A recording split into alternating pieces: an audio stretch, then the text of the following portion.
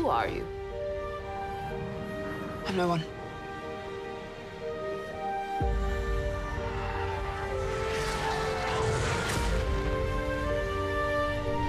Follow me.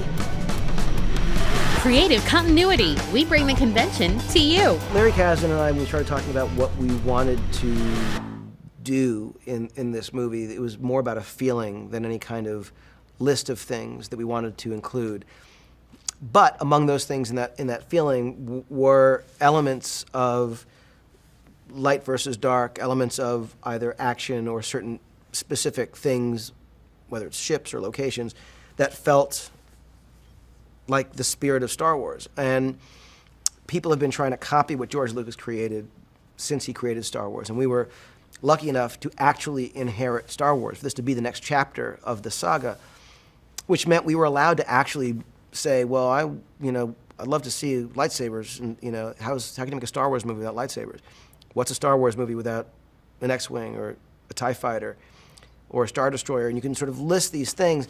And someone I work with was saying how Star Wars is a bit like a Western, where there are certain tenets. It's a different story, a different world, a different moral, a different narrative, but it's probably gonna have horses. It's probably gonna have cowboys. There might be some Native Americans. It's probably gonna be a saloon. There might be a bank. There might be a stagecoach. There are just certain things, good guys, bad guys. It was a little bit like needing to know, okay, if we're telling a story in this genre, in this Star Wars genre, what are certain things that feel like essential elements? But once we had those things, everything was serving the story. Who are these new characters? Who are we meeting we've never met before? What is their story? Why is it relevant? Why are we telling a story at all in this universe? And that was, I think, the most fun we had. I had loved Star Wars since I was first shown it. I think I was around 6 years old when my family showed it to me, and I fell in love with the film. There were so many unusual elements, things that I didn't feel I'd seen before in other films. I remember even at that very young age, seeing Princess Leia and being so in a state of rapture due to her strength, her wit, her determination, and thinking, that's unusual. I don't really see women like that in the things that I watch, even at that very young age, and thinking, I like it, and I like her, and I want to be like her. The key to this movie was not any of the accoutrements or props or ships or locales. It was all about who is the story about. And when Larry Kasdan and I began writing the script, that was the fundamental question. We would make ourselves tell each other the story. This is a story about a young woman this story about a young man who, tell the story. And it's amazing how that is sort of a litmus test for something that either works or not, because you can't say it's a story about really cool gadgets. It's a story about spaceships that fly. None of that will work. It's a story about someone who, it's about the heart and soul of the characters. So that was the thing that we focused on, trying to figure out what makes the story compelling for us, and hope that if we can look each other in the eye and say, I love that, that really works, that's getting me excited, then other people might feel it too. Rey is kind of a simple young woman, and she just gets swept onto this incredible journey. So to play a role that's so nuanced and an incredibly emotional role was thrilling, because it wasn't what I expected. I don't think it is going to be what people expect, and that is incredibly exciting. He's someone that comes from a long line of rebel fighters. He believes in the Force. He's committed to the Resistance and fighting the First Order. He's also has a bit of a problem with authority. A little bit reckless. He's got a bit of a wisecracking mouth that gets him into some trouble now and then. And for me, it was a very fun character to play, especially the idea of injecting humor. And JJ, in a real spirit of collaboration, was open to ideas and even improvising lines here and there and dialogue. And I think that's what makes this newest chapter in the saga so fresh, is that there's a bit of a messiness and a wildness to it, and a real sense of humor to the whole thing. Well, I didn't think of him as a villain. I guess when we were working on it, I tried to, through JJ, kind of hearing what he had to say about him, tried to hopefully make him as human as possible. So that's where I started, I guess where we started, as opposed to an end result. We tried to think of how that person began. Captain Phasma is Star Wars' first on-screen female villain, I believe.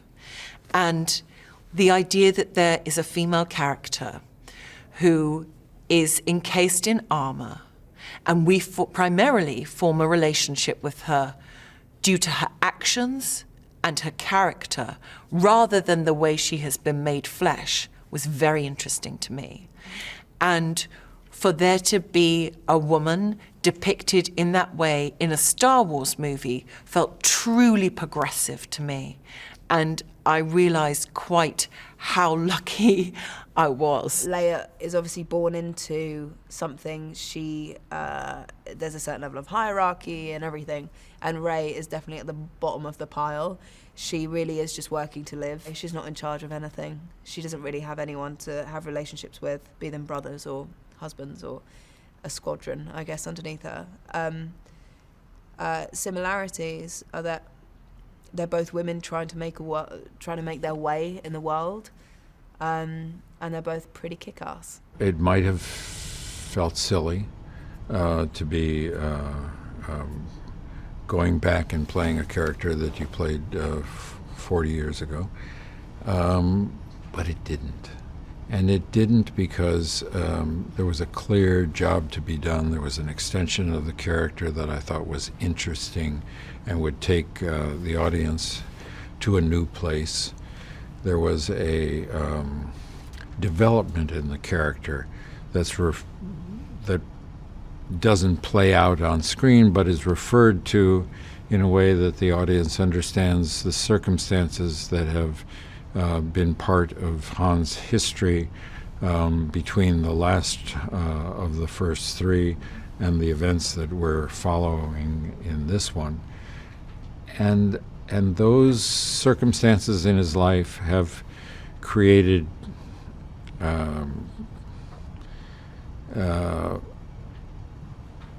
changes which are going to motivate him in different ways than we might expect. So the character has some surprise to him. What attracted me was, first of all, the opportunity to play a motion capture character.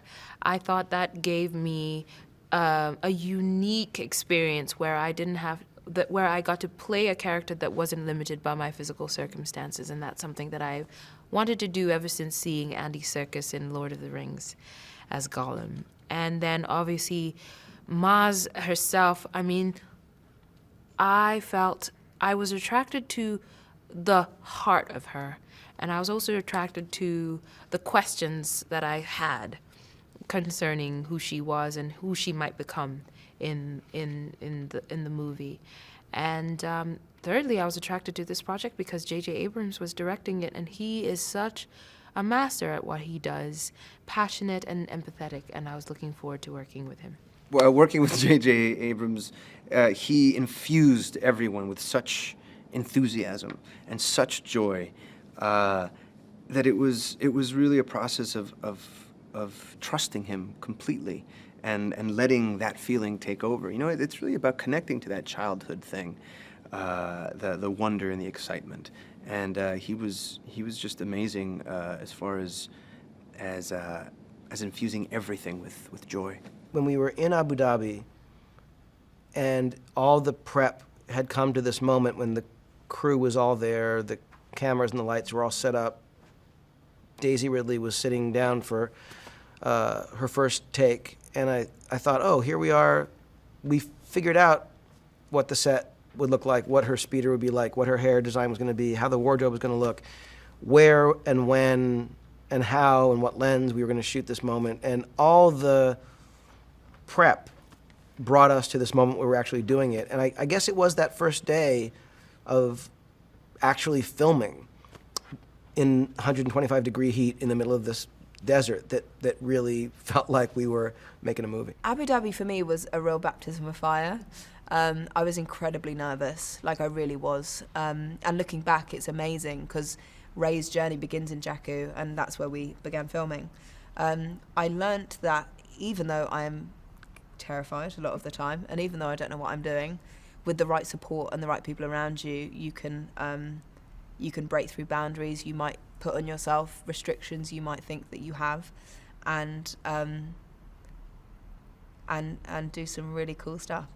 All of it's like me. I think every character that I play, really, for me, the job of the actor is an investigation into the self, and the work that the actor does is kind of the fruits of that investigation.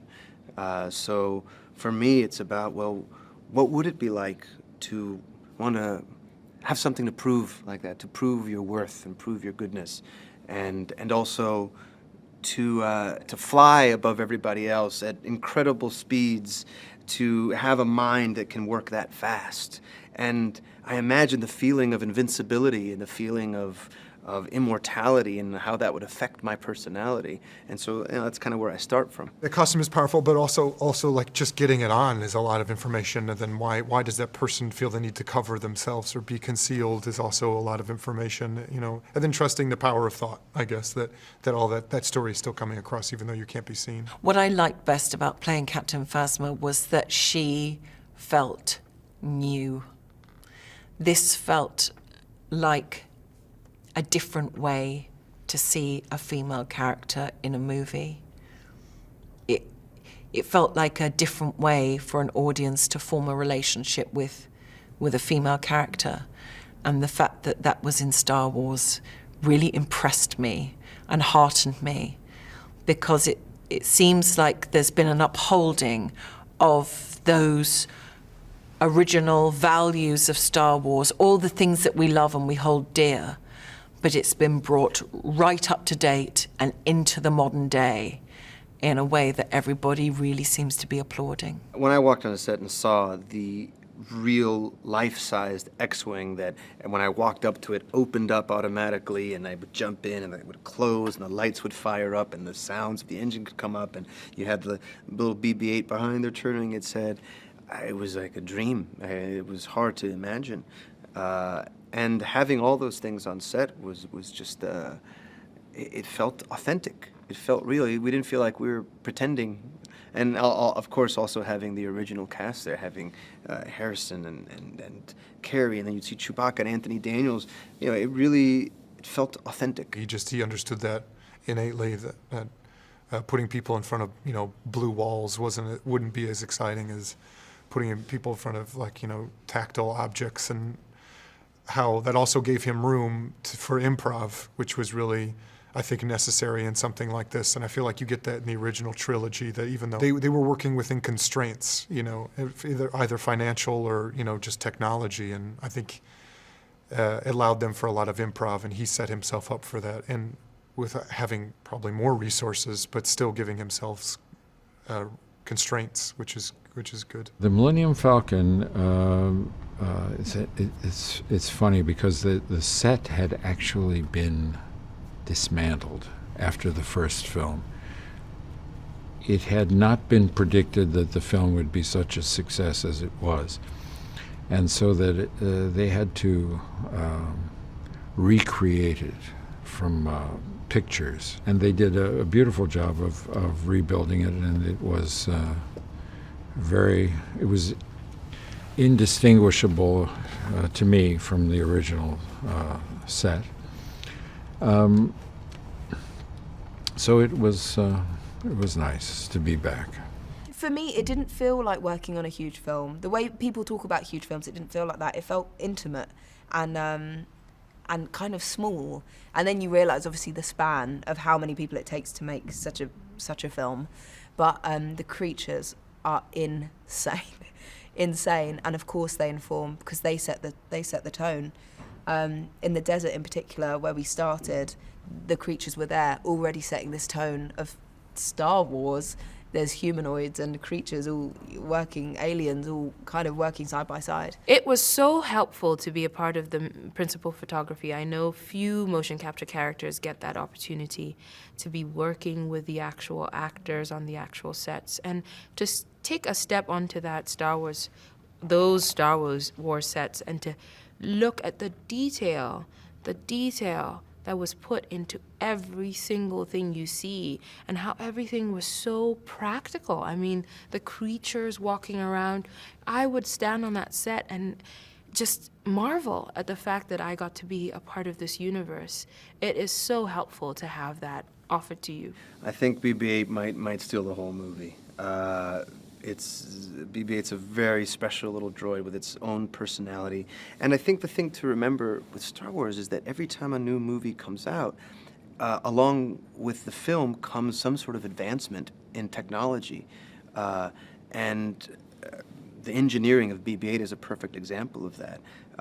It's like magic the way that they put that little droid together. And again, that's another practical set. It's a real droid that can roll around and do what it does. So I think that's another one of the really special things about Star Wars. You might need this.